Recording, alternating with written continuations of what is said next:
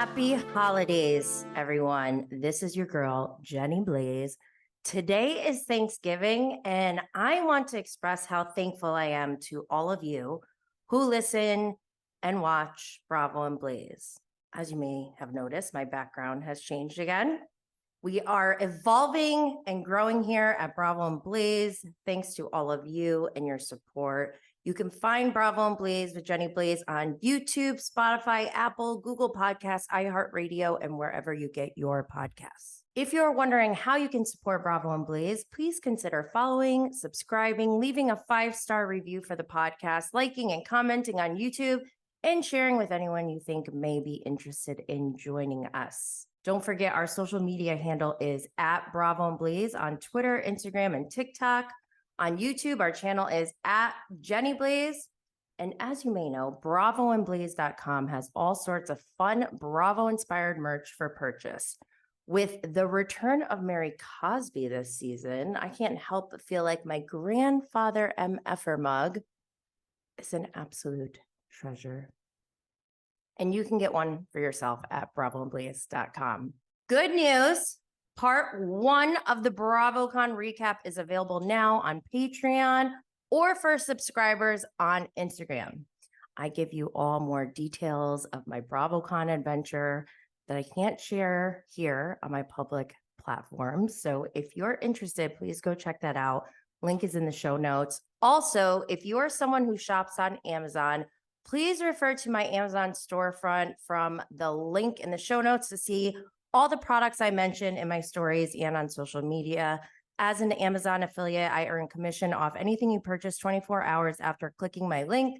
Your support is greatly appreciated. Also, I just love recommending products that I absolutely love. Right now, I'm obsessed with Govee lights. I keep talking about it in my stories. You can even see it here in my background. Look, whoa, red, Bravo and Blaze red. Lighting just changes everything. As a disclaimer, I like to remind everyone that this show is for entertainment purposes only. This is also by no means an avenue or vehicle for anyone to bully or attack anyone. We are simply here to connect, express our opinions, blaze, have fun, and love each other. I don't know. What I love about bravoing and blazing is that there's like a part of my brain that opens up that is very aware that what we're watching is not like true reality. I took a class in college. It was Anthropology 101. I did not know what I was getting into. I just signed up because I thought it was easy because I saw like 101 and it like checked off a requirement I needed.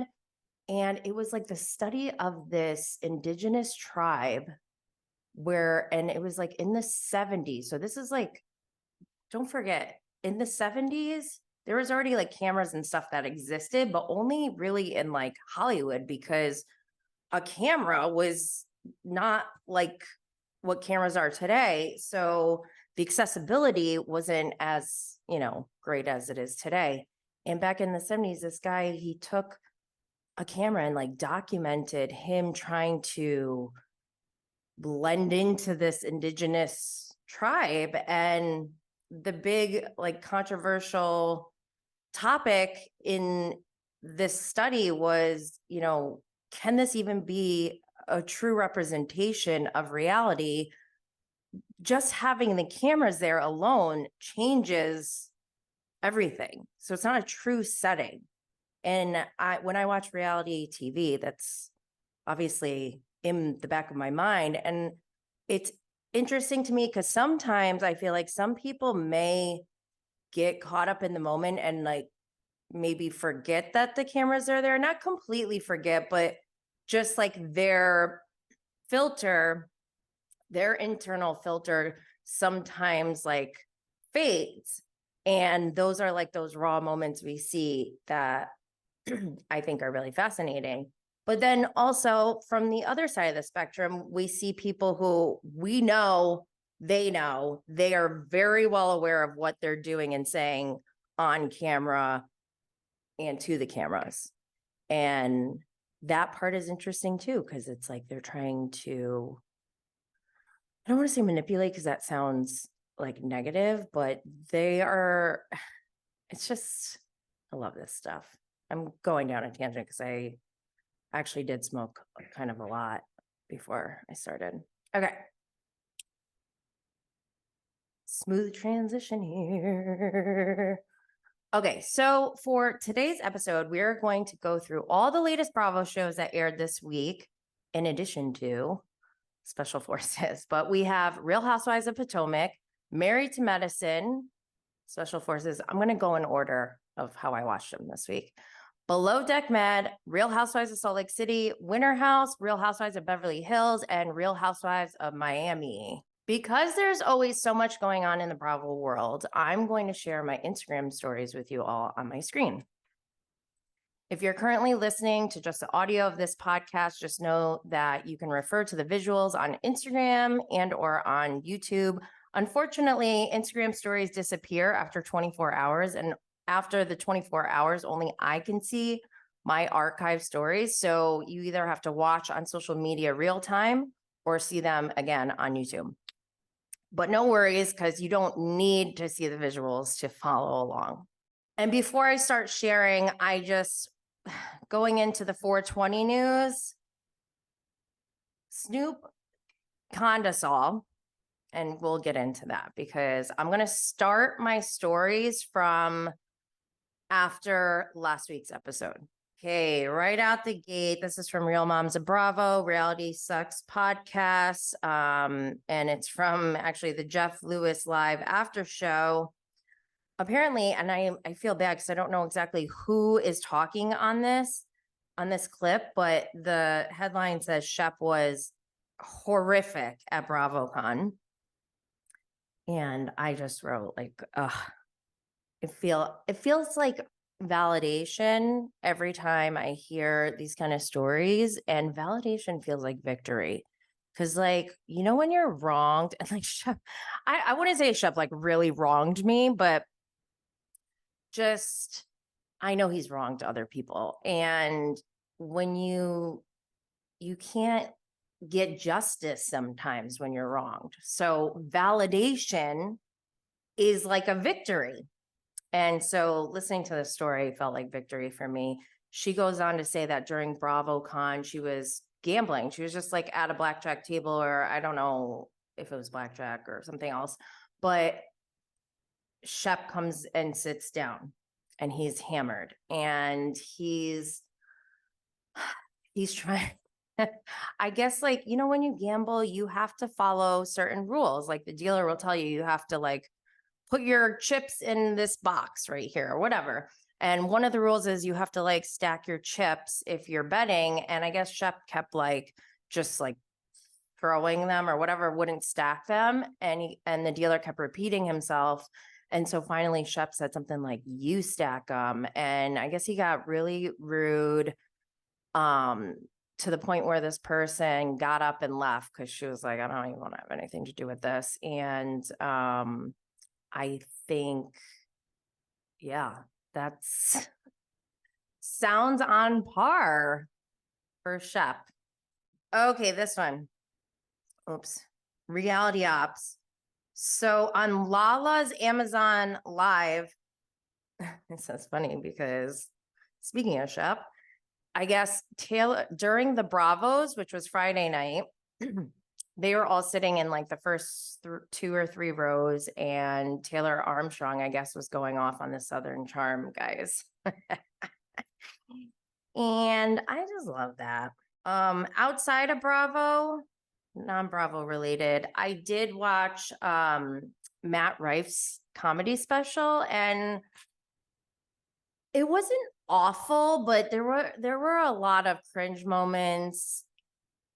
I don't understand. I mean, I do understand why he's getting these sold out crowds or whatever, but I don't know if it's appropriate for his career level in comparison to like old school traditional ways. So Joe Coy right now is like my favorite comedian, and he's been doing this for decades. longer than Matt Rife has been alive, I think.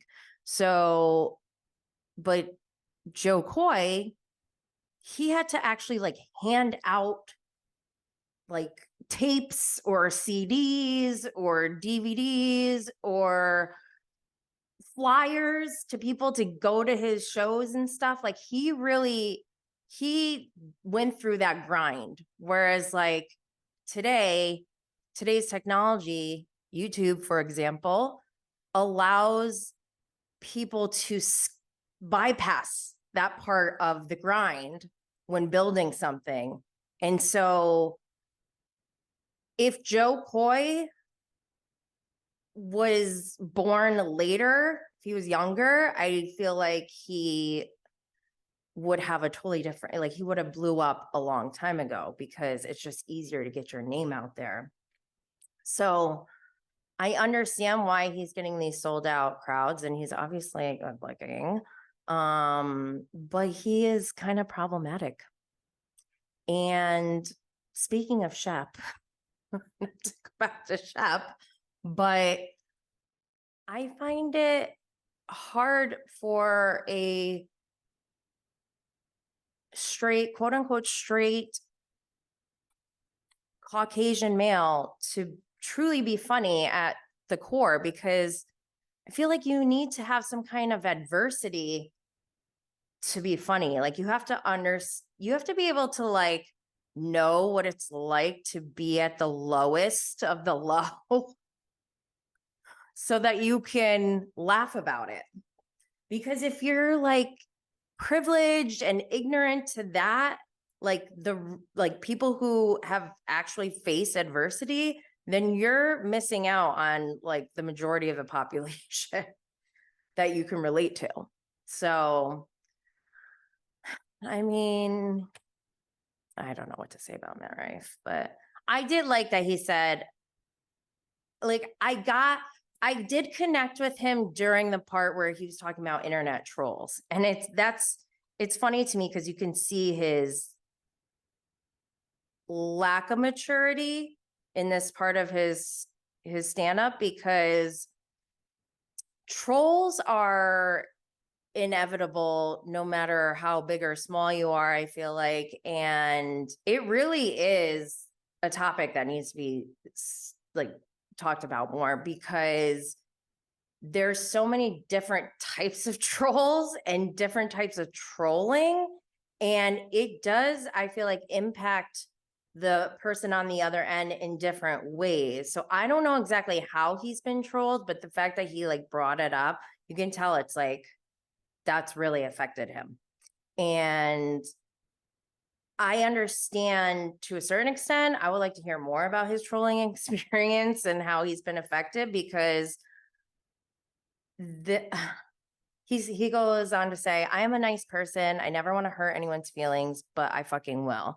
And I kind of like related in that moment, not because I totally agree with that, but there have been times where I've been trolled where it's been completely unjustified and they've actually done some trolling to the point where they've caused harm. And by law, some of them have crossed the line, and I, technically could sue. But then like going through that whole process of suing someone is like piling on to the damage, I feel like. So it's like, I don't really want to go through that. It's like but then these people never learn a lesson too. So I felt like I could relate to him in that moment, because it's like, none of my intent is to hurt people directly. I mean, I might make fun of Tom Sandoval, but I won't go up to him and be like, you're a piece of crap. So I think there's a difference there. I don't know. I'm like stoner talking right now because I don't even know what I was getting at, but yeah, controversial. Move on. Snoop, look, so this is like, was this Friday? It was Friday or Saturday, and this is like his third post, and he wrote natural high with like a clock and music, and he's got a picture of himself looking sad. And at this point, because let's talk about Snoop for a second.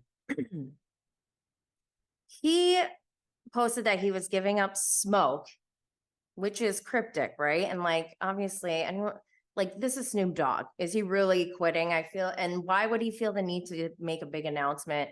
My initial instinct was this is some kind of marketing thing, but you can't really speculate that, because what if it isn't? Then you don't want to be the person that's like, oh, you're a faker. You don't have some terminal illness. Like, we don't want to, if that was the case, I don't want to be that person. So I'm like, oh my gosh, guys, like, respect his privacy. I'm going along with it because I trust Snoop, right? And then turns out, we find out it was all for an ad. And at first I was like, I had relief. I was like, oh, thank God. Like, there's nothing wrong with him. And I was like, this isn't even funny.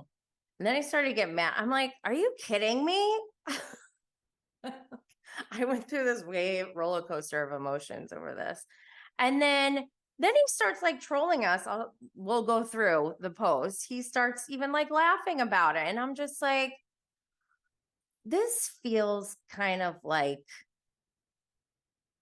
a Brooks cancer scam. Like, come on, Snoop.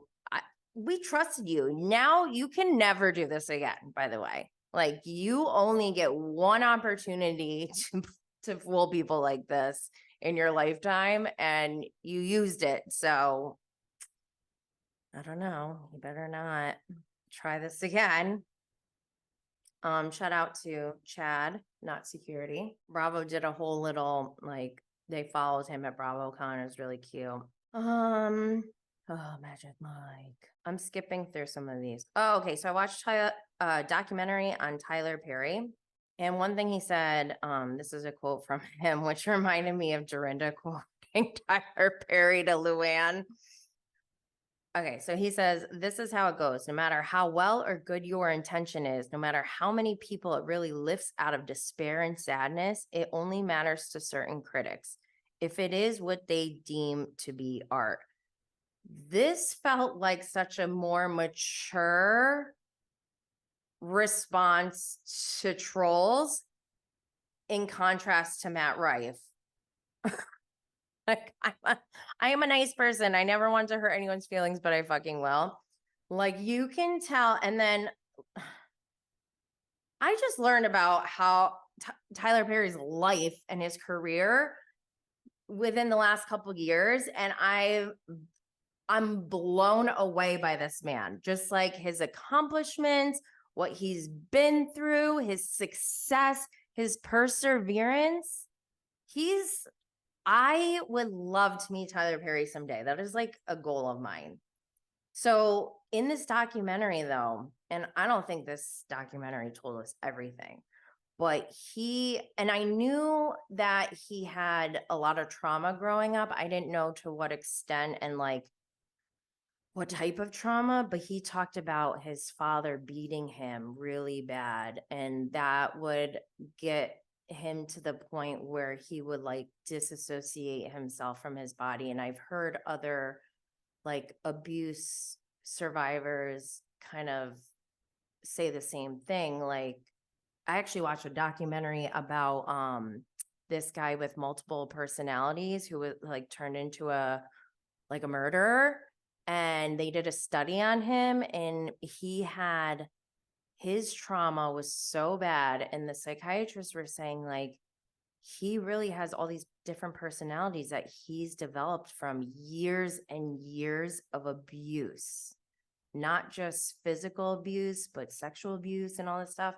And so the way that they were describing how that condition developed, like, I was triggered by what Tyler was saying, and how he's like, I remember my knuckles like clenching onto the chain fence while I was getting beat. And I just remember like that little boy left my body. like I disassociated or whatever. And it's heartbreaking to hear these stories. But he said in this documentary, like, he would ask his mom, "Is that my dad?" Because he couldn't believe that a father could do this to his son. And I guess that, I don't know what his mother said, but eventually when he was 30, they got a DNA test and turns out it wasn't his father. And he said that he believed his father was beating him because he thought he wasn't his child. And imagine you're married. I don't know what went down in this marriage, but imagine your wife tells you that this is your kid and it's not. And there was no DNA testing back then. So you're just like, nobody knows. And on top of that, I'm not trying to justify his father's abusive behavior, by the way. Like, this is an awful, awful story, but it's very, I think it demonstrates generational trauma, because turns out Tyler's father was found in a ditch with 3 of his siblings when he was 2 years old, and was raised by a 14-year-old girl who had a bedridden father who was a slave. And the only way she knew how to get the kids to behave was to hang them in a potato sack in a tree and beat them. This is why we need to talk about generational trauma. Like, that stuff trickles down. And we have a mental health problem in this country. Okay, I'm gonna move on, but I love Tyler Perry. Make sure, here's a Amazon find, my bravocon dresses. I love them. They were a last minute purchase. I was like, I don't know what I'm gonna wear. I was like stressing forever. And I was just like, you know what? I know that I love Rioria. I hadn't tried these dresses before, but I was like, they have Bravo and Blaze Red. I got them in like 4 different necklines and sleeves. And I was like, we'll just see how it goes. And I freaking love them so much. And then I did some Christmas pictures with my kids. So I was like, oh my gosh, I have an extra one for my 14-year-old. Boom, win. We don't have to get new outfits. And we match the younger girls. So you can find links to that on my Amazon store in the show notes. News from the family karma world, which we know is on pause, quote unquote, on pause. Monica and Rish are engaged. And that was like the biggest storyline of last season. I need to know what everyone thinks, because I'm like happy for them, I guess, but I don't really like Rish. I think he's manipulative, and maybe not, like, he probably isn't waking up every day thinking like, I am totally going to get away with manipulating Monica. I don't think it's that kind of situation. I think with the cultural pressures of getting married and like, but also being here in the US where, modern times are different now. Like, people, the old traditional ways don't really match today's world, I feel like. So I think Rish is probably having his own internal struggle, but I hope that, I wish them the best, and I hope nothing but happiness for them. The blonde Puerto Rican posted Jessel's article in, what was this in? Us Weekly. Number 2, so she goes through a list of things, and number 2, I cannot stand cilantro. The smell, the taste, the texture. It's commonly used in Indian cuisine, and I used to throw a tantrum as a child when it was in my food. My mom thought she was outsmarting me by blending it into her cooking, but I was so sensitive to it. I knew it was there and refused to eat. Girl, same. I love hating on cilantro. Ugh, more Govee lights. Govee lights are literally like my personality now. I don't know how I lived before. There's no way to live going forward.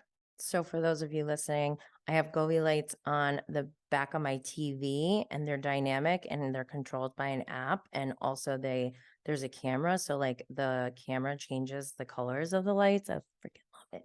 And then I have a lamp or a floor lamp, 2 light bulbs. And then is this Govee? I don't know if that's Govee, but I love it. Okay. So Monday morning, the talk of shame. I saw this on the talk of shame first. Snoop Candiace all. It's a smokeless ad and it's genius. But like I said, it made me go through like a whole roller coaster of emotion. And I feel like Vicky Gunvalson screaming, "I've been conned." Not cool. Not cool, Snoop. Also on Monday, the Real Housewives of Salt Lake City reunion was filmed. So we'll talk about that in a second. How could you do this to me? ? To Snoop. Other news, Shahs of Sunset is on Netflix. This is the second Bravo show, original Bravo show to be on Netflix in the last couple months. So this is very interesting in the media industry. That means they're syndicating, and I wonder how much they're paying for it. So yeah, I think it's just the first 2 seasons. So Bravo knows. Bravo knows that we want to know who's sitting where at the reunions, and they released the reunion seating chart, but I'll get to that when we get to Housewives too, because I also got thoughts from people on what they think about the reunion seating. So I'll read those too. Oh my God, another crazy thing I watched was Escaping Twin Flames. And I'm not even going to talk about it because I'm still trying to erase it from my brain, but it's the creepiest thing ever. I really am fascinated by cults. I just think like the psychology and sociology behind it is so wild to me. And this was a case where in the beginning I was kind of slow. I'm like, this is weird. I'm like, really? These people are like joining a cult to find their like true love? Like that, you're gonna have to give me some other perks because I don't think I would join for that. So oh my gosh, this guy even made them do a report on how he's not a cult leader. But this part was interesting. There was one former cult member who left, and they're interviewing her, and she's like, I moved back to my parents. I think I really needed time to figure out how to think for myself so I could come to find who I was. And I was just like, oh my God, that sounds just like Raquel/Rachel. And I've been saying Tom Sandoval is a wannabe cult leader, failed cult leader, we should say. Ugh, it was awful. But then at the end, I was like just waiting for this to be over. I could have just turned it off, but I couldn't really. So at the end, they put up like some information at the end, and it says there are over 10,000 cults currently operating in the US, and the number of internet-based cults since the pandemic is rapidly increasing. So I already watched Bravo since, before Housewives, Project Runway days, Queer Eye for the Straight Guy.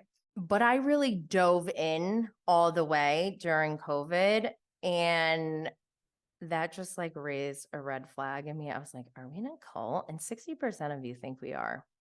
Oh, and other news, the Real Housewives Zone posted, okay, apparently, remember when Bethenny and Nene were like teaming up for some reality reckoning or whatever? Nene has since deleted her posts with Bethenny doing Bethenny's podcast. It's still on Bethenny's page, but no longer on Nene's. Also, when Bethenny does a podcast with anyone, they are tagged, so it posts on both their pages. Well, since Nene deleted hers, the one on Bethenny's doesn't link to Nene's anymore. Remember, they were doing a limited series. It's been crickets for a month. I think they fell out. But Nene left up her post doing the podcast with Carlos King. Something's up. Turns out Nene has been followed by Bravo. And I don't know the sequence of events, if like she, removed her post with Bethenny first and then they followed her, or the other way around. I'm not sure, but I find that very interesting. I hope we see her at next year's BravoCon. Other news, a blonde Puerto Rican posted from page 6. Lindsay Hubbard spent canceled wedding day on first date with Johnny Bananas. At first, I was like, no, this is not good. But then I was like, you know what? They're probably going to have a really good time. I think it's going to be entertaining. Kind of here for it now. Oh, okay. Bravo by Gays posted from the real Candiace from Potomac. She's singing the Vanderpump Rules song, and I freaking loved it. I love a crossover. I love Candiace. I love that she's into Vanderpump Rules now. Love this crossover. Look, here's Snoop rubbing it in our faces. He's smoking. Shout out to Listen Honey and the Bravo Babe. Look, here's my life-changing lights, Scovy lights. So Snoop is like trolling us now. He's been posting troll posts after saying like, I was just messing with y'all. I'm disappointed, Snoop. Anyways, oh my gosh. So my other love outside of Bravo is Investigation Discovery. And there's a new show called Naked Crimes, and it's so wild and crazy. At first I was like, what is this? I thought it was gonna be funny. It's not funny. Well, it's kind of funny, but like not really. But I recommend it. Good news, we did it, Joe. We only had 2 episodes so far of the season, and we've already made the top 100 charts for TV reviews on Good Pod. So thank you guys so much. Makes me want to cry. Why am I like this? Here's my Govy lights. Ugh. Joe Coy is going to be in Rochester on Sunday, November 26th at 7:30 p.m. And I am kind of thinking about going. I asked you guys if I should go, and 76% of you said yes. It's over 3 hours away, though. We'll see. So now I'm going to go into each show from this week. First up is Real Housewives of Potomac, Season 8, Episode 3, Heaven is a Place in Potomac. The episode description is Ashley's seaside in the city housewarming party continues as Robin shares Juan's response to her intervention. Giselle prepares for Grace to go off to college. As Wendy organizes her 2 sons' first communion brunch, Ineka makes claims against Wendy's family. Ashley realizes too late that she may have misconstrued information about Ineka that she passed on to Wendy. Oh my gosh. So the Wendy and Ineka thing is like so confusing now, like going back. First, Ashley tells Wendy that Ineka's talking crap about her, and then she corrects herself, but not before Wendy's cousins. I don't remember the connection. It was wild, but like one of their mutual friends, I guess they got into it and it got back to Ineka, and I don't know if Wendy knows about it, but Ineka told the story to Robin at lunch, and it was just like wild. And they were saying like, I think she said Wendy's mom is doing voodoo on Ineka. She has a shrine. It was really wild. But also I'm getting scared of Wendy's mom, because she kept saying that she birthed her grandchildren. And we all know that she didn't. And I get it, like if she said it one time or two times as kind of like a joke, like metaphorically or something, but no, she's just keeps saying it as if she really did give birth to them. And I'm so confused. Like, what is going on here? But I'm interested to see what's going to happen. Wendy seems like not tolerant at all of anything right now. So this will be interesting. Okay, I'm going to move on to Married to Medicine. Married to Medicine, season 10, episode 3, Pamper Party Crasher. Oh my God, this episode was good. Okay, thinking she's having a fun girls' night out with Dr. Heavenly, Sweet Tea ends up spilling the tea about her relationship issues with Dr. G. Dr. Simone drops a truth bomb on her sons on a family night out. With the upcoming wedding, the fellas take Dr. G out for the bachelor party of a lifetime, while the ladies give Sweet Tea an over-the-top bachelorette party that ends with an unexpected visitor. Ooh, okay, this one was wild. Well, for one, Sweet Tea is talking about her red flags with Dr. G, and it's not stopping her. So I think she's choosing to ignore those red flags. I love the scene with Dr. Simone and her sons because they're basically talking about how they're expecting to live back at home. And she's like, excuse me, what? And I just, that felt so relatable because I think I've done that to my parents like before in the past when I was younger, but like an adult. And also that's one of my biggest fears as a parent now. And I just feel like Dr. Simone was so relatable in that moment. But the real crazy part comes up like more towards the end of the episode when they have their two separate nights. The ladies are having their, bachelorette party. The guys are having their bachelor party, which was, I can't believe they showed all that on TV. It's kind of a lot. They were blurring out crotch areas. And I was just like, well, okay. But then the ladies' bachelorette party was pretty nice because the first thing, Toya gets all these men with like no clothes on. It was like Magic Mike men. Dr. Evan Lee's like, I'm married, stay away from me. Oh my gosh. So they're all cool with it. I don't know if I feel like if they were proportionately sexual in a fun way, I hope. But what surprised me was because we've seen Sweet Tea go off and like we know that Quad shows up, right? And turns out it was Sweet Tea gets a phone call from her wedding planner or whatever, and they're saying like we have to change the venue, they can't accommodate or whatever. And like obviously she's upset about that. But then her sister is sitting right next to her, and I rewound it like multiple times. And the captions didn't show up, but I didn't hear what she said. I think she was just like, don't just calm down or whatever. It didn't seem like a big deal, but Sweet Tea starts going off on her sister. And I was like, what just happened? And her screaming and everything was at her sister over like nothing. And I was totally thrown off. I'm like, what is going on?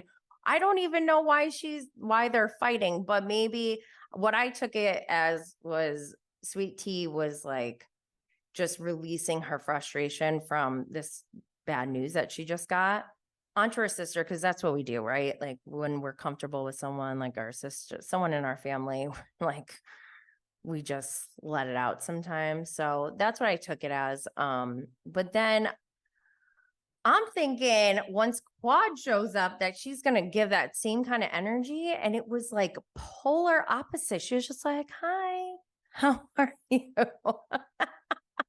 Toya was the one that was like, what are you doing here? Excuse me. I loved Toya so much in that moment. Like I like Quad, and I really was like, oh my God, I was impressed by Sweet Tea's reaction to Quad being there, and even Quad too. Like, I don't know, whatever. But Toya was not having it. And I think that was appropriate on her part. She probably didn't have to go so hard, but it was genuine. Obviously, she was like, no. So it was good that she brought that energy so that Sweet Tea wouldn't have to, because that would have sucked for Sweet Tea if Toya was just like, oh yeah, what's the big deal? Like, that would have kind of made me feel uncomfortable if I was Sweet Tea. So she wound up leaving. Everything was good. But Married to Medicine, what a good show. So I'm going to move on to a non-Bravo show, Special Forces, because we got our Tom Sandoval on there. And this is Special Forces Season 2, Episode 7. The episode is called Grit. And the description is, the recruits are taken to a mountain range where they are tasked with pulling sleds through 2 miles of dangerous terrain. This episode was crazy. I already think this show is nuts, but I would never. I didn't know if I should watch Special Forces or Below Deck Med first, and 69% of you said I should watch Below Deck Med first, but I couldn't. I think Below Deck Med is so boring, and I am thoroughly entertained with Special Forces on Fox, especially like the opening intro. I think the staff is saying, "What a mess," in Tom Sandoval's face, and he goes, "Come on, pretty fingers." It's too funny. So in this episode, the opening scene has Sandoval filing his nails. The way this man spends so much time on his nails, it baffles me. Like, I do not have time for that. I think it's funny.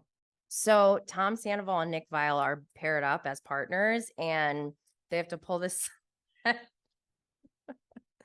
I don't know how intense it is. I'm sure it's intense, but it's just funny to see Nick Viall's going, Tommy, come on. Stupid. Okay, so with Tyler Cameron, I never, like, he's obviously a good-looking guy, but when I see a good-looking guy, I just automatically assume that they're probably a douchebag. So I don't get, like, I don't usually crush that hard, except for Luca. He really won me over with that wink. But I would see him and be like, oh, he's probably a douchebag and whatever. But seeing him on the show, I am starting to just like his personality and his character, who he is. And I didn't know that, he lost his mom, and he talks about wanting to finish this because he's always been, like, just not quite there. He's always been like second place, or, didn't make it to the very end. So I don't know. I'm like, wow, he's becoming hot now. And so him and his partner won, Aaron, and he's just like, you're a beast, Aaron. Good job. Incredible. The way he was like hyping her, I was like, oh my God, that's very attractive. So I think I like Tyler Cameron now. But it's just funny to see that. And then we see Tom and Nick. Come on, Tommy. Come on, Tommy. Come on, Tommy. Oh my God. Hurry up. Let's go. Ugh. Oh my God. Then at one point we see JoJo Siwa braiding Tom Sandoval's hair. And I just like never will forget this for the rest of my life. I think I did cry during this next scene where they had like their family members send them a video. And I'm like, I was crying during Tyler Cameron's. And then when Mickey Rourke hands came on, I was expecting something mind blowing, but it was so basic. And I'm sorry, I don't mean to like rag on Tom Sandoval's mom, but I feel like that was an opportunity for her. Like, missed opportunity, Mickey Rourke hands, because we've all been looking at you too during this. We didn't forget about you. And what she said actually made me feel like she's definitely an enabler. It was just a very basic video. And his level of emotion with that video just did not seem proportionate to what was delivered. So I'm like, what is this? It was weird. I don't know if he was acting. I also don't know if like Tom Sandoval is even a real person. And what I mean by that is I have this theory because despite Tom Sandoval's denial, he's the same age as me. And when we were growing up, Jim Carrey was one of the main, Hollywood celebrities who had major blockbuster hits. And it was like movie after movie after movie.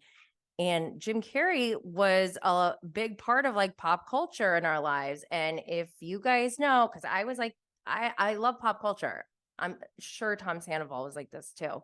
But I would watch everything that came out that was new, that was popular, obviously. And when Cable Guy came out, I was like, oh my God, this is crazy. It basically is how Jim Carrey's character, he became like cuckoo and obsessive because he was neglected as a child and basically raised by the television. So then I'm like going through my head of like, Tom Sandoval does give off a lot of Jim Carrey vibes. And I think Tom Sandoval may have pulled a Cable Guy on all of Jim Carrey's characters. He even dressed as Dumb and Dumber with Schwartz at BravoCon in 2022. I'm very aware that I sound like Katie Heron and Mean Girls obsessing over Regina George. Okay, so then the second part of this episode, not only did they have to do this like physically grueling exercise, but then they're pursued by an ex-military hunter force with dogs in the dark. And Tom Sandoval, they're split up into two groups. Tom is with Aaron and JoJo Siwa. Tom is not even cooperating or like being a team player at all. JoJo starts to lay down the law. She's like, stop. I keep calling you and you just keep going and we don't know where you're going. So he's like, come on, guys, we're going to get spotted. Like, if I was on his team, I probably would lose my mind. I would be so annoyed. So at one point, they reach this like camp, right? And Tom finds trail mix and he's like, I just want to get a handful of trail mix. And meanwhile, these people are on them, about to capture them and take them hostage. And he's like refusing to go, shoves food into his mouth. And JoJo's like, Tom, we gotta go. We gotta go. He's like, oh, let me just go. He's like eating. He's eating. Like he's drinking water.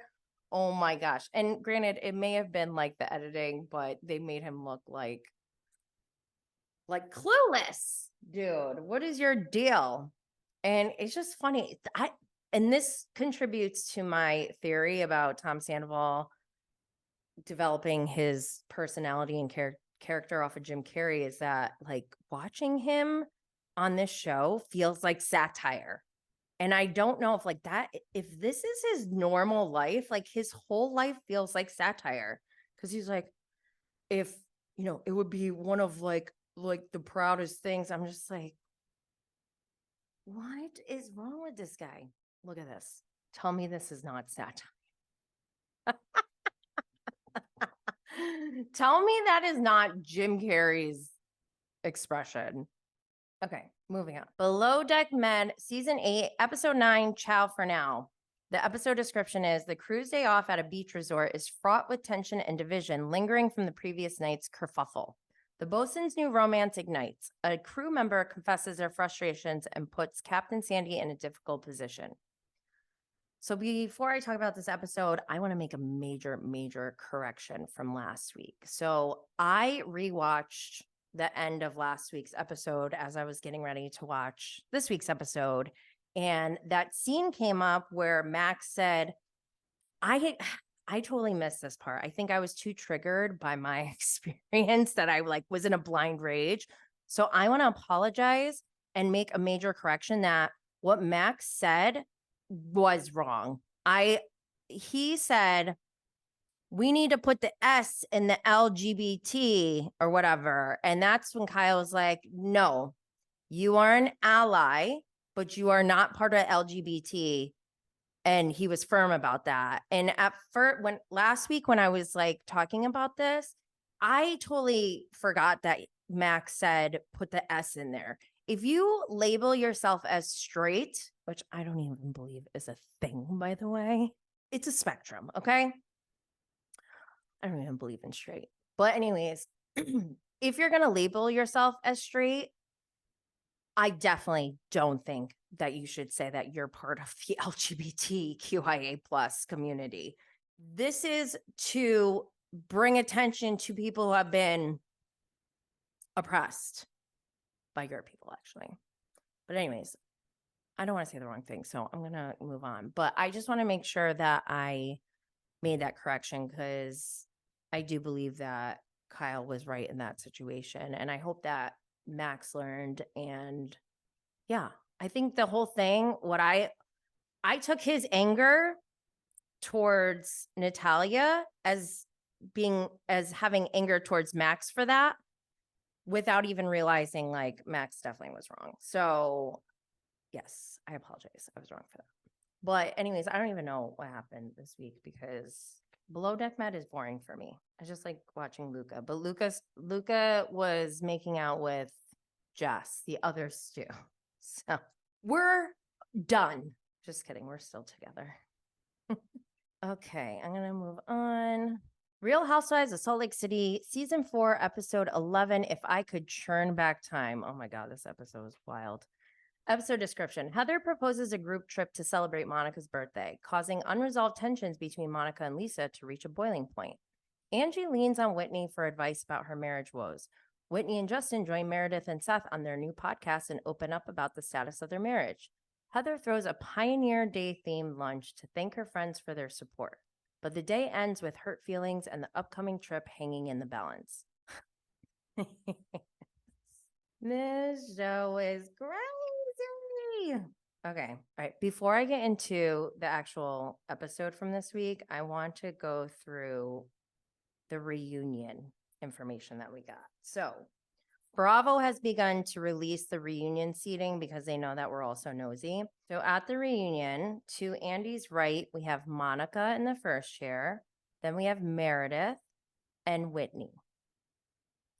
On the other side of Andy, to his left, is Heather Gay, Lisa Barlow, Angie, and Mary. Okay, so I posted this and just prompted you guys with thoughts. I wonder if they'll talk about Lisa's son not going to Columbia. Probably. Why is Mary even there? Why does Mary even have a seat? It says 2 people. Heather? Somebody said.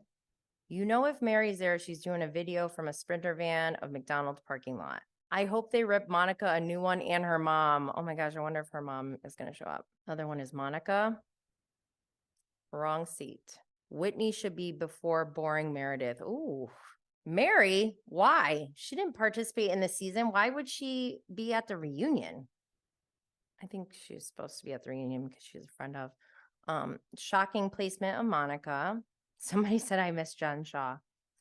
Oh, Monica doesn't deserve that seat with capital letters. I don't get the seating, but I'm here for Heather versus Monica. LOL. Not Monica in seat of honor? Oh, we know Mary isn't coming. I guess I saw that she was doing glam, so I think she does show up. And then the last one is they gave Monica first chair to piss Lisa off and get her fired up for more drama. That actually might be true. But yeah, so I guess they went late that night. And I'm just hoping that this reunion redeems itself because the last 2 reunions, I don't even remember, to be honest. So in this episode, I think it's weird that Heather and Monica are kind of like being besties, kind of. It's weird. I did feel very sad watching Angie and Sean. I don't know the reality of their marriage, but I am rooting for them. And I want them to have a happy marriage so that for me, selfishly, I can feel like true love exists or that marriages can work. Because I feel like what they're going through is common. I don't think they're like the only people to ever have this happen. So I'm rooting for them. We'll see. Ugh, Lisa Barlow is having such a rough season. First, her 60K ring, and now the Porsche. That rock, Heather's, that rock is ridiculous. That rock took out a chunk of Lisa's Porsche. Rough season.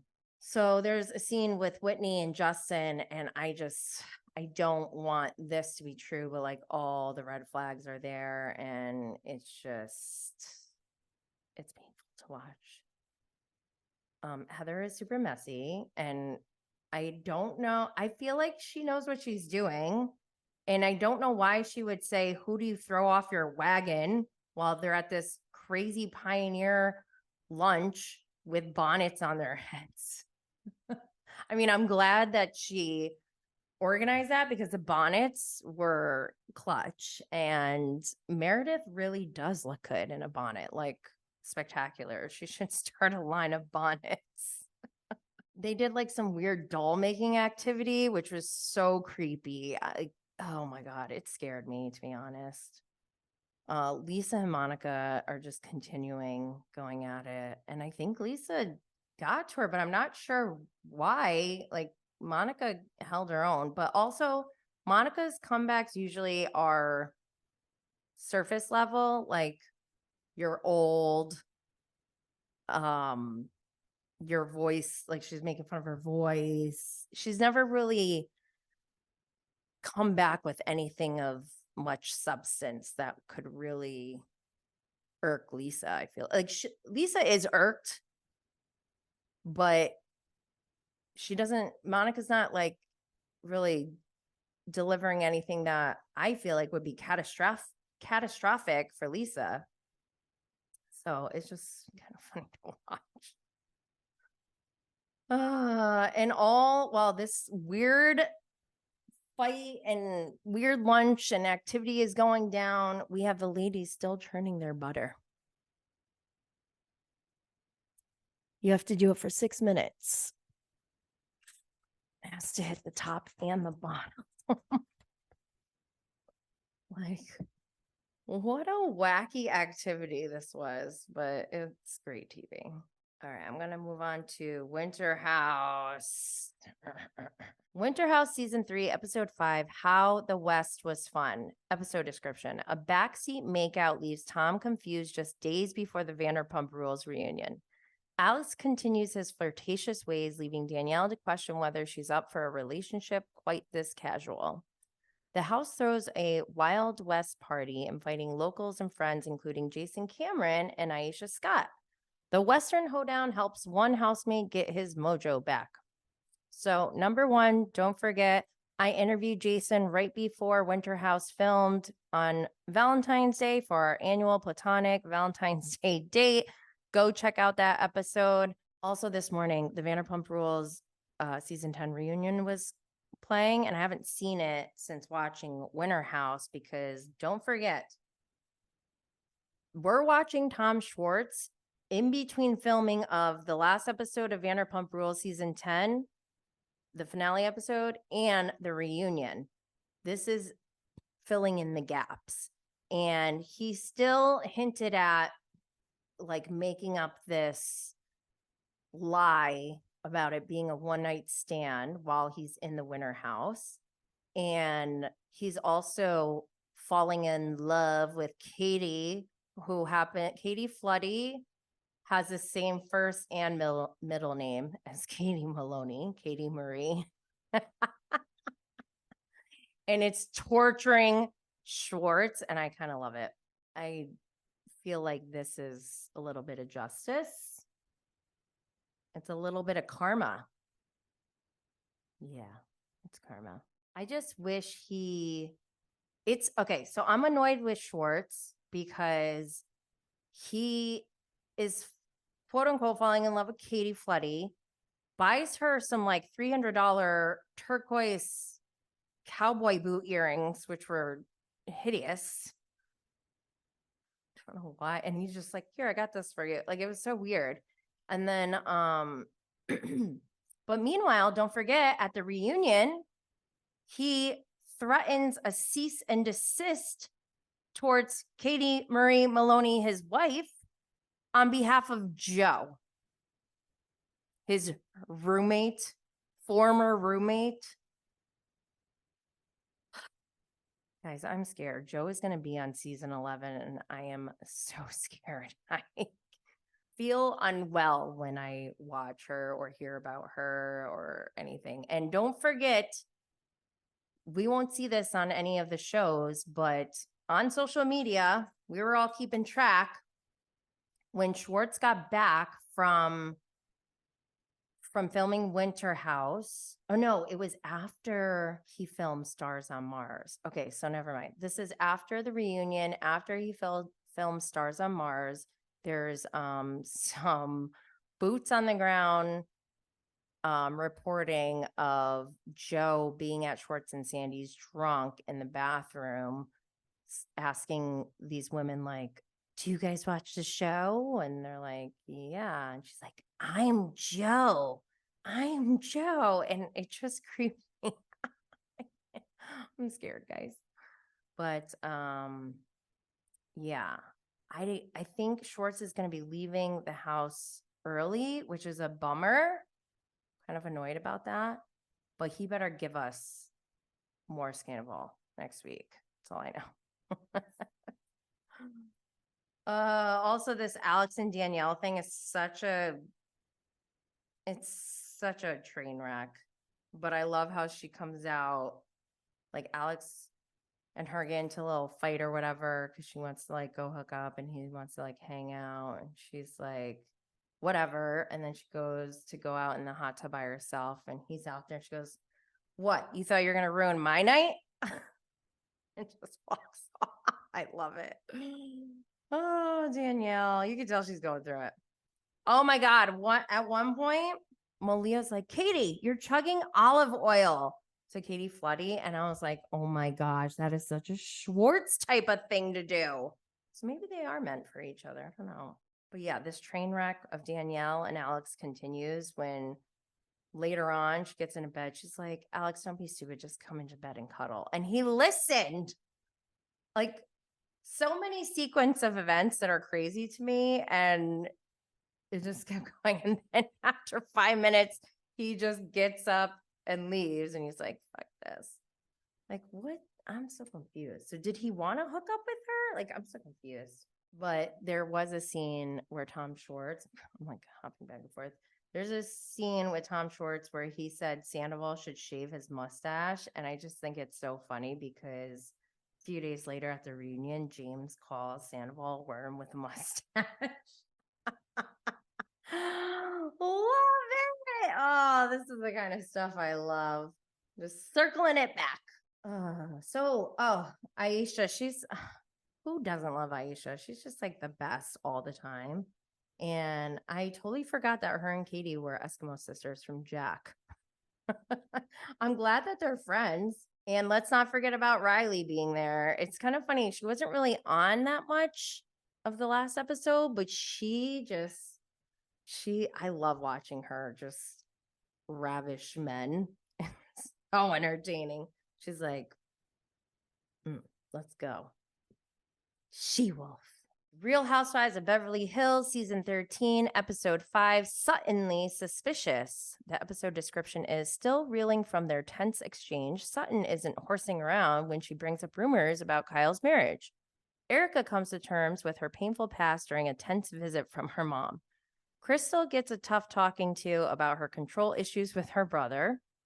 Garcelle throws a star-studded screening for her new movie, which is a night of celebration and major frustration for some of the ladies.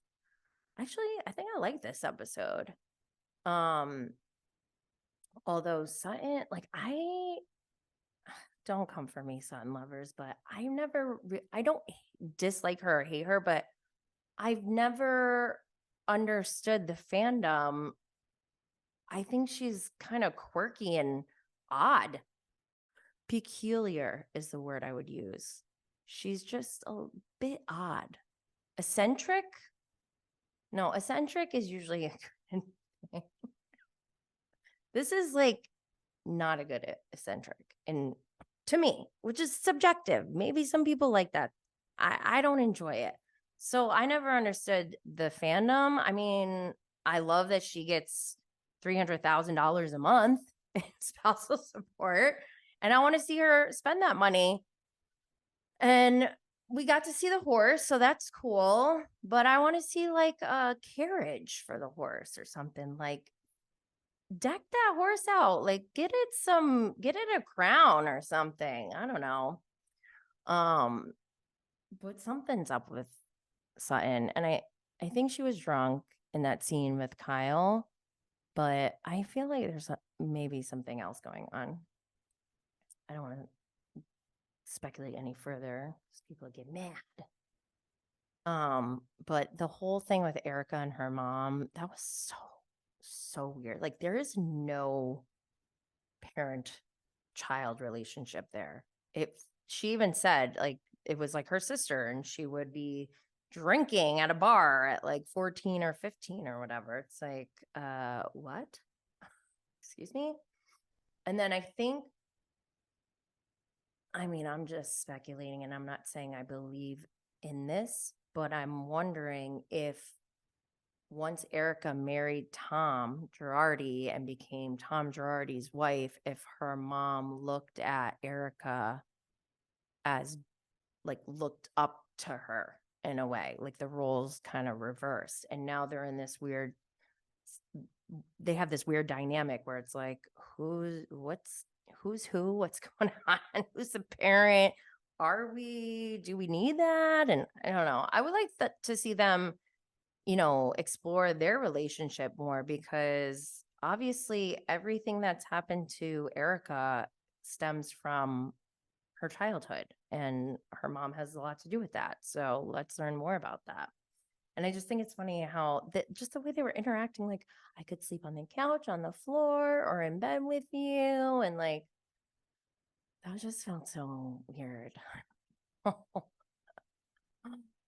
But what else? Crystal. Oh my gosh.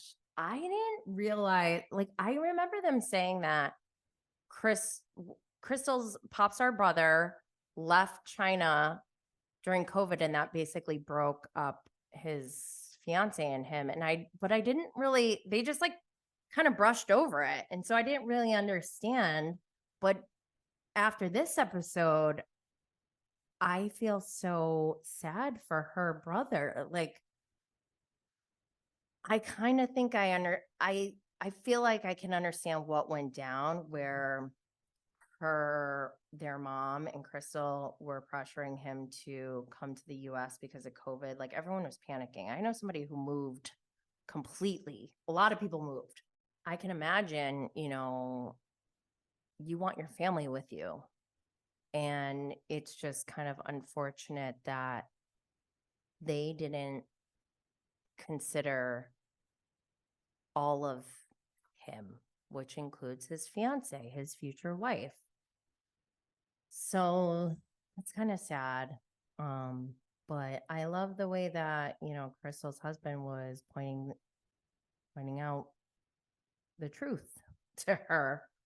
And he was being honest with her, even though she definitely didn't want to hear it. But sometimes you don't enable people. That's when things go wrong. When we know something is wrong and we don't say anything, we're complicit, don't enable. So I'm kind of liking Crystal's husband now, even though before I was like, oh. Okay.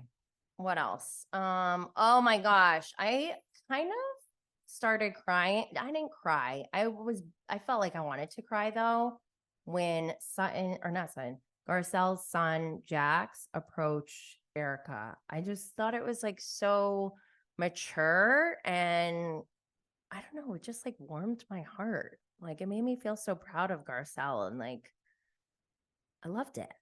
Beautiful. Perfect. Okay. Real Housewives of Miami season 6, episode 4, Slam Dunks and Friendship Flunks. Larsa and Marcus host a charity basketball game where all the ladies attempt and fail to play ball. Adriana's flatulence leads to an argument while trapped in a van. Alexia receives a lavish birthday gift. Okay, so before I go in the episode, or if I even get to the episode, I just wanted to mention not right before, but yesterday, before the new episode aired, Page 6 dropped an article, which was kind of weird. The headline was exclusive. Lisa Hochstein's boyfriend, Jody Glidden, called off wedding shortly before being seen with Real Housewives of Miami star for first time.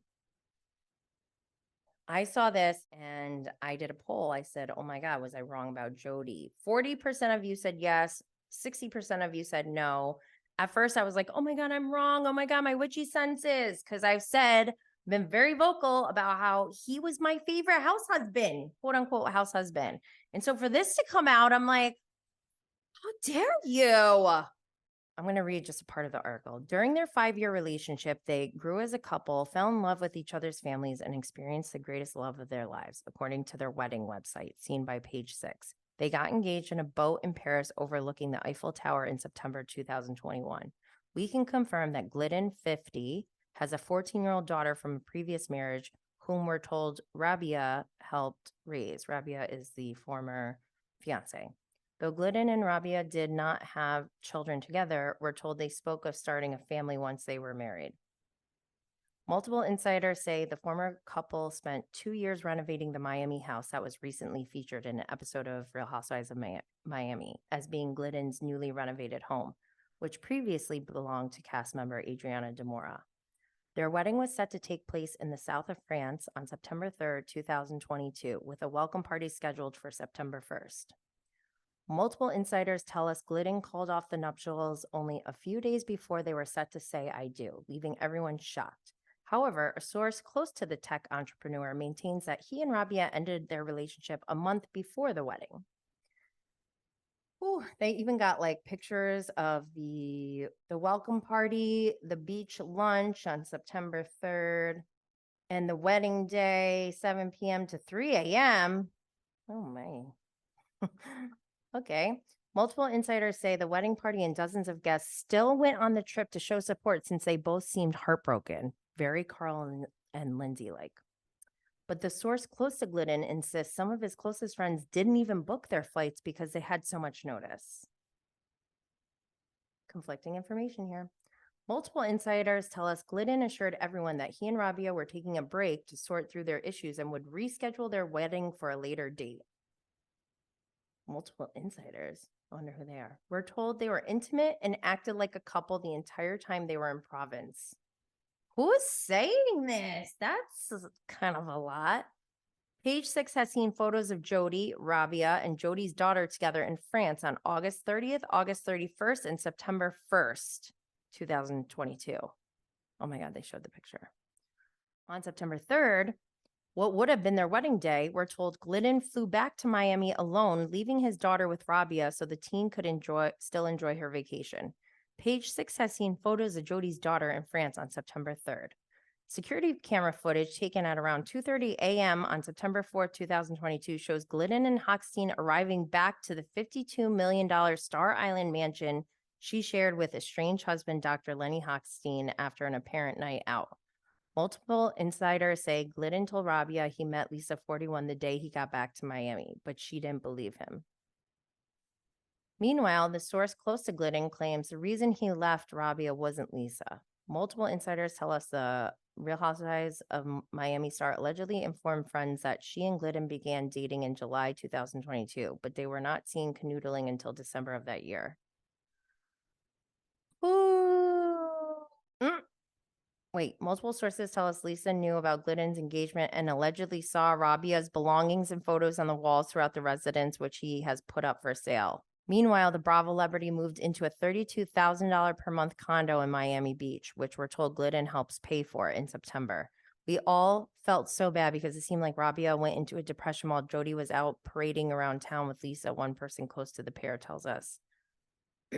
Adding that Glidden loves talking about his newfound fame and notoriety. Who's saying all this? Okay, so I see this and I'm like, Say it ain't so. Well, I didn't even have to get that far because Lisa, Lisa and Jody enter the chat. Let me bring up my screenshots. Whew, it's a lot. Okay, so on this page 6 post, Jody wrote, yes, I broke off an engagement a few weeks before I met Lisa. This article left out that Rabia and I broke up off and on all throughout the year, and in early August made it final. I didn't want to bring a baby into the world in such an unstable relationship because I have a little girl and I have an ex-wife, and I remember what a great relationship felt like. Robbie and I never found that stability, unfortunately. Lisa and I met for the first time weeks after the breakup. We went on a first date about 3 weeks after my final breakup, and Lisa and I were not exclusive or serious until many months after that. I was nice enough to let Rabia stay in my house that we had just moved into while I searched with her for a new place to live. I paid for her apartment when asked, gave her a car for a while when asked, and money to help her. I even was kind enough to pay to freeze her eggs since I was worried about her chances of having a child after our breakup. Wow, that's really nice. I paid for all of this, even though I didn't have to. Rabia makes it sound like this was mine and her marital home. She and I had no kids, no marriage. I was afraid of all of that with her because we had such an on again, off again relationship. I was asked for more money a couple of months ago by Rabia. Rabia said she would go to the media to mess with me if I didn't pay. I refused. Lisa heard the whole thing, and I called multiple friends at the time, including lawyers. They would be happy to corroborate this. Ooh. But to sum it up, Robbie and I broke up almost a year and a half ago now. It's extremely disappointing that someone would team up to try to do this to Lisa and I and our children. We really just wish we could be left alone without these constant attempts to break us up or hurt us. Lisa and I really think that media pieces like this just hurt families, and we wish we didn't have to respond when they keep happening. What kind of person airs their grievances in the media to begin with? Then Lisa responds, exactly. One thing about Jody is he's not a liar. He's one of the most honest stand-up men I have ever met in my entire life. Also, to make it seem as though I was the cause of any sort of breakup is preposterous, completely made up. What is the motive here? Then Jody says, I agree. When you read these articles, you have to ask yourself a simple couple of questions. Who called the media and why? Then Lenny enters the chat. Not true. I know when you started seeing Lisa because she told me about you. I also know that the recording device you planted in my car has many previous recordings on it. Get a lawyer. You're going to need it. Then Lisa says, we assumed you were behind this. Thanks for confirming. Wait. We assumed you were behind this. Thanks for confirming. Why don't you just go away and leave everybody alone and move on? You have zero credibility. Nobody believes anything you have to say. You're messy, abusive, mentally and physically. She got 50 likes on that one. The next one, Lisa responds again. Unbelievable that you are engaging as a so-called professional 57-year-old man. This man, Miami Jody, stepped up where you couldn't and take care of our children when you refused to pay for your responsibilities. Instead of trying to attack this man, you should be thanking him. Oh my gosh. And then Lenny responds to somebody else. Amanda must have said, leave them alone. So he responds to Amanda, I have left them alone. I don't post anything about them, and I have never written anything here before. Maybe ask Lisa to leave me alone and stop lying about me. A person can only take so much. I'm trying to focus on myself and my children, but every day Lisa comes up with a new accusation more outlandish than the last. I'm done being quiet. Lisa responds to Kimberly in a separate, multiple threads on this. Loser he is. I'm trying to move on, but all he does is constantly attack me, file motions against because he wants to financially abuse me. All you do is, and then she's writing to Lenny, all you do is litigate it against people. That's your life's mission. You're a mean, nasty old man. Leave me, the mother of your children, alone. You're a monster. Oh my God, he responded. This is Delisa. Laughable. He's living in an apartment I pay for and went on a ski vacation that I gave you $15K to go on. So no, Jody isn't paying for my children. They are well taken care of by me, like they always will be. Oh, he responded to Lisa again. Behind what? You know everything here is true. Oh, here's Jody. Lenny, I have a waterfront home that I pay for, and then I'm paying for half of the place for Lisa and your children, still waiting for the phone call. Wait, it goes on more. No, Lenny, we woke up to 2 articles this morning that you guys put in the media. We've been just trying to live our life. We took your kids to Jungle Island last night and woke up to this nonsense. Lisa says to Lenny, you are too old for this. Go enjoy your vacation. Are you drunk? You pay $17K. Jody pays the rest for a $32K a month place so we can live in the proximity according to the MSA comfortably with enough space. So I don't feel alienated from my children. You wanted to put me in something small. Your life's mission for whatever reason is trying to destroy me. Move on. Aren't you on vacation? Jody goes to more birthday parties and kids events than you ever have in your entire life as a parent. Don't get me started. Oh my gosh. Then Jody responds to Lenny. Got it. Your evidence that Lisa and I were seeing each other was that you say so. As someone who is constantly talking about defamation, maybe you should stop defaming somebody who has money. Although I forgot how much you love lawsuits and drama.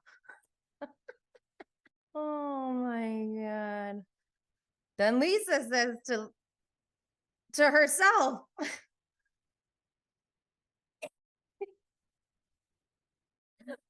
I'm sorry.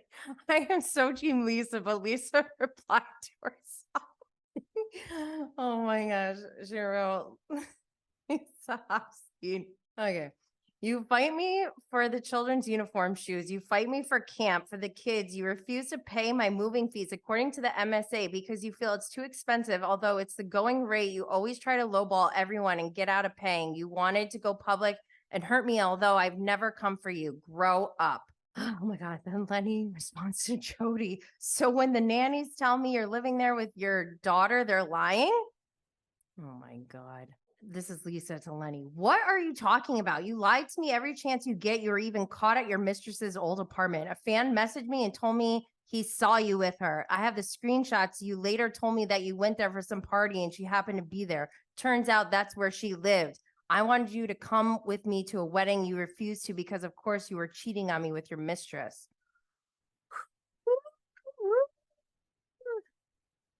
Oh my God. Wait, Lisa has another thread.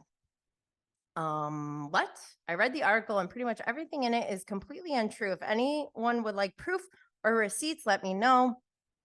Also, I was dating somebody in July and August. I have never met this ex and I couldn't identify her if she was standing in front of me. What a coincidence. Lenny put out another defamatory, untrue article with another publication about some supposed prescription drug use. I'm sure that was concocted by his mistress, her publicist, as I've seen them work with the same reporter before.